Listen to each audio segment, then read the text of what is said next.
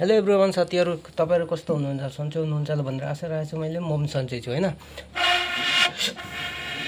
म चाहिँ नि आगो फुक्दै छु है।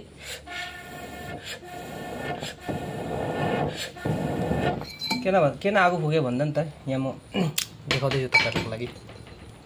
यो आगो फुकेको छु हैन। गरम त गरम छ के, भाइ पनि आगो फुक्नै पर्यो हैन। ग्यासमा र आगोमा बनाएको चाहिँ बेलेकै हुन्छ के। आगोमा बनाएको चाहिँ तपाईहरुको टेस्टी अर्कै हुन्छ, ग्यासमा बनेको अर्कै टेस्टी हुन्छ नि त हैन। त्यसको लागि आज चाहिँ म खानापिना बनाउनु किचनमा काम गर्दैछु आजको दिनमा। त्यसको लागि तपाईहरुलाई हल्का एउटा भिडियो लिएर आएको छु तपाईहरुको लागि। किचनमा काम गरेको हल्का भिडियो लिएर आएको छु है।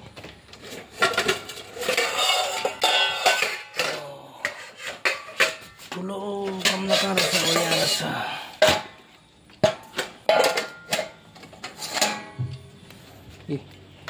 गमला निकाले अब। अनि अब ल चिम्टा पनि टेरा बेका भएछ है। एउटा ला माथि एउटा जल अर्को हेर्नु पर्छ। यहाँ रहेछ एउटा है। यो चाहिँ ल करेन्ट गयो, अँधेरो भयो होला, करेन्ट गयो, उज्यालो राम्रो देखेन हैन। यो चाहिँ फोक सुँगुरको मासु। आज चाहिँ म सुँगुरको मासु बनाउनु लागेको। यो सुँगुरको मासुलाई पोल्नुको लागि चाहिँ मैले आगो फुकेको है साथीहरु। म चाहिँ आज सुँगुरको मासु बनाउनु लागेको हैन। खानापिना बनाउने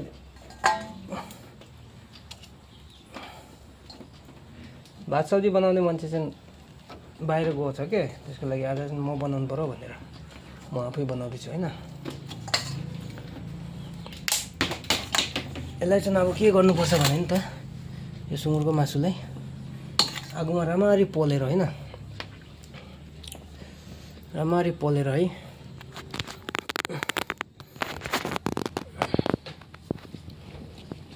कसरी पोल्नुपर्छ भने नि त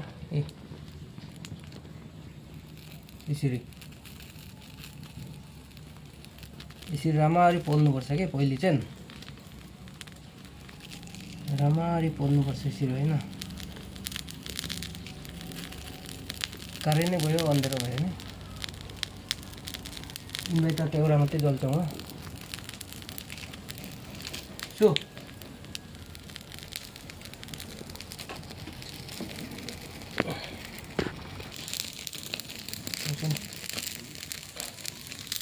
यसरी पोल्नुपर्छ है साथीहरु।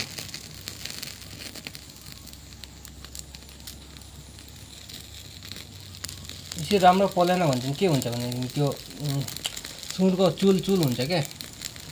त्यो चुललाई हट्नुको लागि चाहिँ यसरी राम्ररी पोल्नुपर्छ सुँगुरलाई।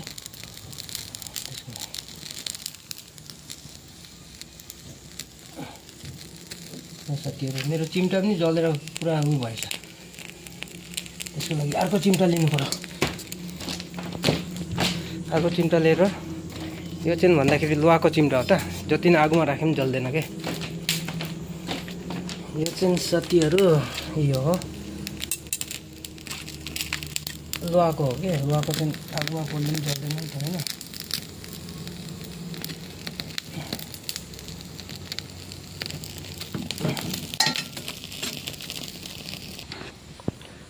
अब चाहिँ फाइनली पोलेर चाहिँ सकियो साथीहरु। पोलेर चाहिँ फाइनली सकियो।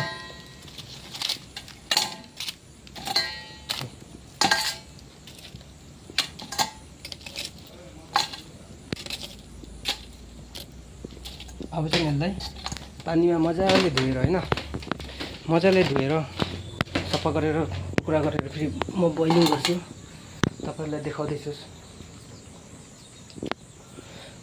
गर्मी लाग्छ, आगोमा बस्दा त बहुत गरम हुँदो रहेछ हो।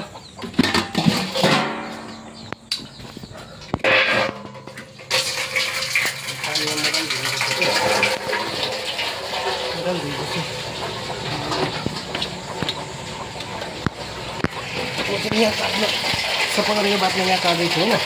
सफा गरेको पछि चाहिँ यहाँ काट्दैछु।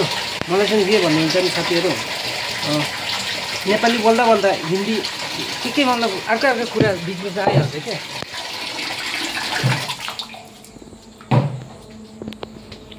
मेरो काट्ने दाउ चाहिँ यता राख्दै मैले सधैँ अहिले कता राखेको छु मान्छेहरूले कता राखिदियो होला भाइहरूले थाहै छैन। नहीं त म सधैँ मासु काट्ने दाउ चाहिँ यहाँ राख्थेँ कि भाइहरूले कता राखिदियो होला मेरो दाउ थाहै छैन है। यतापट्टि राख्दै रहेछ अहिले चाहिँ भाइहरूले यहाँ राख्दै रहेछ मेरो मासु काट्ने दाउ। मेरो मासु काट्ने दाउ चाहिँ साथीहरू यो हो नि।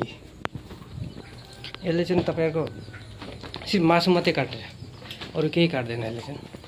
यो चाहिँ मासु मात्रै काट्ने दाउ हो होइन। अनि मेरो चाक्कु यो चाक्कुले चाहिँ यस्तो कोटार्नु पर्यो नि त।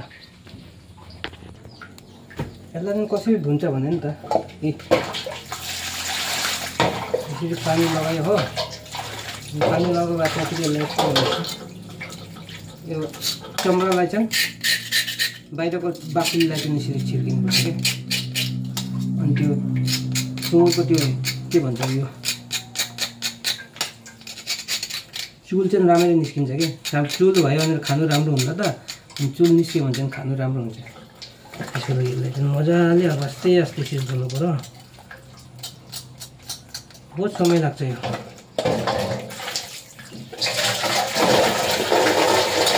गमला पनि खानु भयो है लाग्दैन। ठुलो गमलामा लगायो भने बेसी बेस हुन्छ। ठुलो गमलामा लगायो होइन यसरी आस्ते आस्ते खुर्किनुपर्छ यसलाई होइन।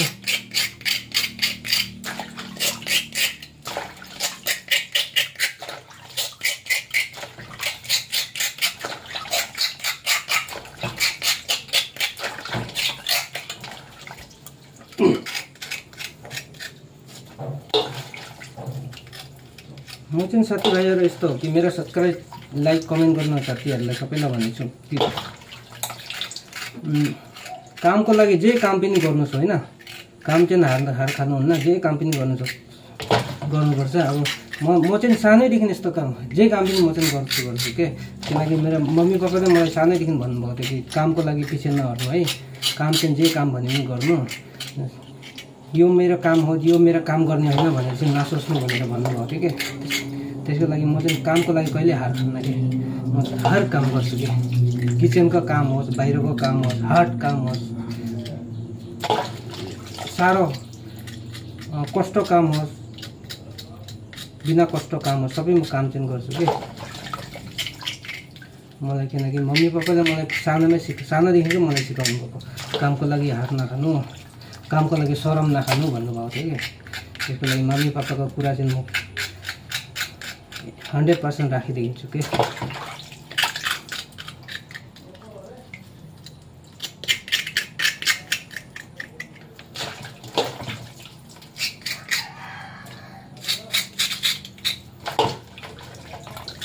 लाइफमा आएपछि मम्मी पापाको कुरा सुनेन भने त कहाँ भयो होइन। अनि त मम्मी पापाले जे भन्नुभएको छ त्यो त सुन्नुपर्छ नि त्यो। अरू आफूभन्दा सिनियरले आफूभन्दा ठुलोले जे के गर्नु भनेको त्यो चाहिँ नाइ भन्नु कहिले भएको हुँदैन क्या साथीहरू। यो चाहिँ बहुत साह्रो छ है साथीहरू। यसलाई सफा गर्नु चाहिँ बहुत समय लाग्छ। भोक लागिसक्यो अब कहिले बनाएर कहिले खानु जस्तो भइसक्यो मलाई त होइन।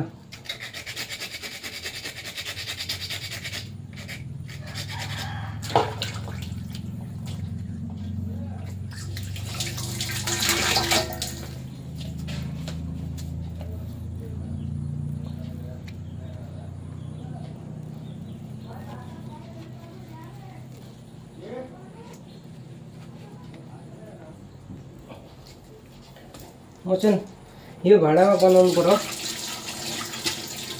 पहिले भाँडा बसाउनु पर्यो। पानी गरम भइरहेको हुन्छ नि त। यो मैले काट्दा पानी गरम भएको हुन्छ। अनि त्यसको लागि अलिक छिटो हुन्छ क्या। त्यसलाई पानी गरम पहिले राखिहाल्नु पर्यो। त्यो ढाकन पनि त्यो ढाकन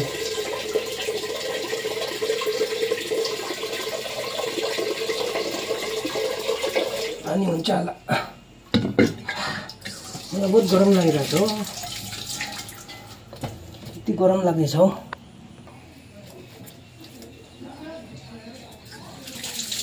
अब चाहिँ फाइनली धोएर सक्यो मेरो मासु हैन। अब चाहिँ यसलाई पिस गर्नुपर्ने छ। पिस चाहिँ अब यसलाई यसरी गर्छौँ है।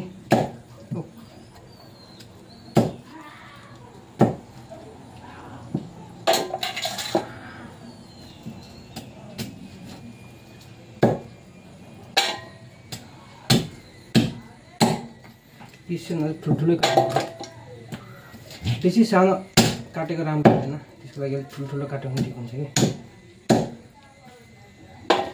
यो त बेसी ठुलो हुन्छ यो एक चेक भयो।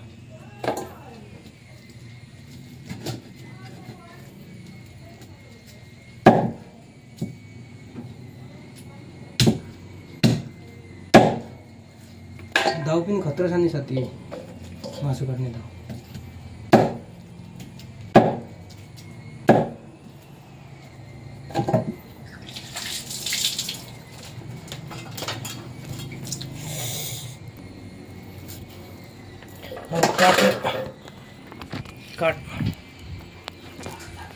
काटेर पनि फाइनली सकियो हैन मासु यी। अब चाहिँ पानीमा गरम पानीमा हाल्दैछु। बोइलिङ गरेको है, भाजी गरेको हैन नि, यो बोइलिङ गरेको यसरी।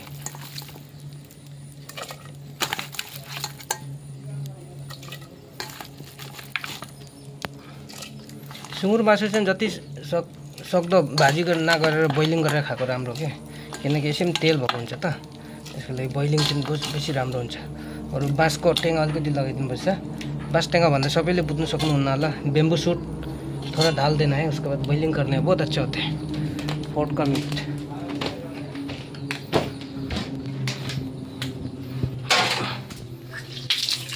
म चाहिँ अब हात धुँदैछु। अब यहाँ पनि एकदम सफा गर्नुपर्ने छ, त्यसको लागि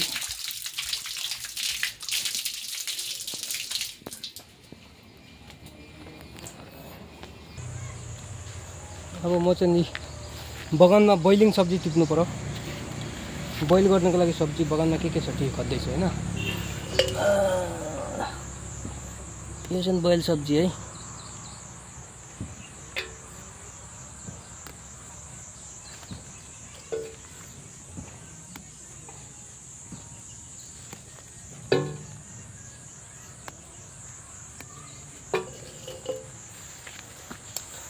मान्छेले भन्छन् त हैन साथीहरु, छोरी मान्छेले मात्रै किचनमा काम गर्नुपर्छ अरे भन्छन् त हैन।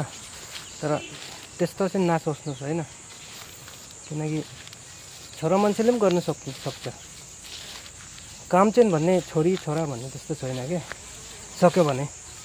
तर धेरै मान्छेले भन्छ कि म किचनमा किन काम गर्छु, सब्जीमा भात सब्जी किन बनाउँछु भन्ने सोचको मान्छेहरू पनि हुन्छ नि त हैन। तर हाम्रो छोरा मान्छेहरूले चाहिँ सुनेर हेरेर चाहिँ नरिसाउनुहोस् होला, म तपाईहरुलाई यसै मतलब भनेको कुरा मात्रै गरेको कि मैले चाहिँ हैन। त्यसैले किन त्यस्तो भनौँ भनेर चाहिँ नसोच्नु होला कि सबै काम चाहिँ गर्नु सक्नुपर्छ के, जान्नुपर्छ के। काम गर्नुको लागि चाहिँ जे काम पनि गर्नुपर्छ के। यस्तो सब्जी पनि टिप्नुपर्छ, बनाउनुपर्छ, खानुपर्छ हैन। कता कता सब्जी छ, बायोम पनि छ, बायोम चाहिँ लागेको रहेन चाहिँ। खोर्सानी गाछहरू, खोर्सानी चाहिँ पानीले अलिकति मराइदिएको छ। यहाँ एउटा दुईटा लागेर चाहिँ खोर्सानी, यो चाहिँ रागे खोर्सानी हो तपाईको। यहाँ चाहिँ झुट्टै लागेर छ रागे खोर्सानी।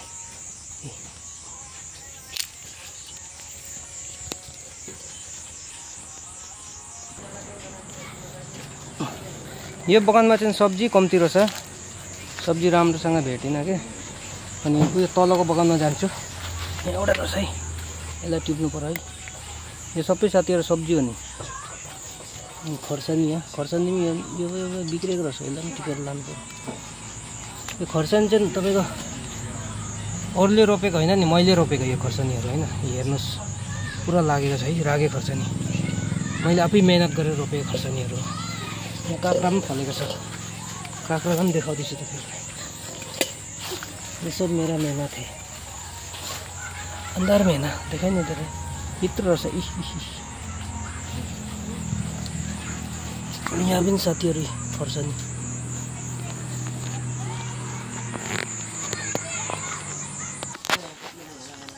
यो चाहिँ अर्कै खालको सब्जी है साथीहरू। यसलाई चाहिँ हामी के भन्छौँ, कुटुरा साग। मान्छेले गोबर साग पनि भन्छ, तर गोबर साग भन्दाखेरि तपाईँको यति राम्रो सुन्दैन क्या। के खायो भन्दा गोबर सब्जी भन्छ नि, त्यो राम्रो लाग्दैन। कुटुरा साग भनेको सुन्न पनि अलिक राम्रो लाग्छ नि त होइन। त्यसको लागि सबैलाई भन्छु कि म गोबर साग नभन्नुहोस् होला, कुटुरा साग भन्नुहोस्। सुन्नेले त कोहीले त गोबर सब्जी भन्दाखेरि त गोबर भन्दाखेरि चाहिँ गोरुको गोबर हुन्छ नि त होइन। गोरुको गोबर पनि नराम्रो त होइन भन्नुको लागि त दबाई हो, किनकि खानु चाहिँ भएन अब होइन। उसको ग्यासहरू यस्तो हावा, उसको हावा ग्यासहरूले त अब मेडिसिनै हो नि त, तर खानु त भएन नि त। अरू यो सब्जी चाहिँ गोबर सब्जी भन्ने हामी खान्छौँ नि त होइन। त्यसको लागि कुटुरा साग भन्ने।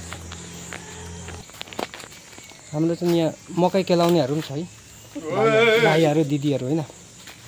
उहाँहरूको लागि मैले पुरा मेहनत गरिरहेको छु कि सब्जी उठाएर भात सब्जी पुरा बनाइदिइरहेको छु कि। वहाँ एउटा भाइ छ नि, यहाँ एउटा भाइ ठिक होइन। अनि उहाँ एउटा भाइ छ, अनि यहाँ दिदी एकजना हुनुहुन्छ। तिनजना पुरा मिहिनेत गरिराख्नु भएको नि त होइन। अनि म चाहिँ सब्जीको भात खानापिनाको लागि, म पनि फेरि खानापिनाको लागि मिहिनेत गर्नु छोडेको छुइनँ नि साथीहरू। पुरा मिहिनेत दिइरहेको छु म पनि खानापिना होइन। भन्नु गयो भने त उहाँहरूको लागि म आज मिहिनेत गरिरहेको छु भन्दा पनि हुन्छ, तर आफूको लागि पनि हो। म आफै पनि खान्छु, उहाँहरूलाई पनि दिन्छु।